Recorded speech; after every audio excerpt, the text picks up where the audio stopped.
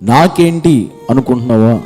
నాకేంటి మా నాన్న ఉన్నాడు, నాకేంటి మా అమ్మ ఉంది, నాకేంటి నా బంధువులు ఉన్నారు, నాకేంటి నా చుట్టుపక్కల చాలామంది ఉన్నారు, నాకేంటి డబ్బు ఉంది, ఇలాగా నీవు నాకేంటని ఈ పరిస్థితిని బట్టి ఒకవేళ నువ్వు గర్వించేవాడు అయితే, గర్వించేదాని అయితే, అతిశయపడేవాడు అయితే, అతిశయపడేదాని అయితే బాగా గుర్తుపెట్టుకో. వీటిని బట్టి నువ్వు అతిశయపడితే భయం, అంధకారం నిన్ను ఆవరిస్తుంది, నిన్ను చుట్టూ కమ్మేస్తుంది.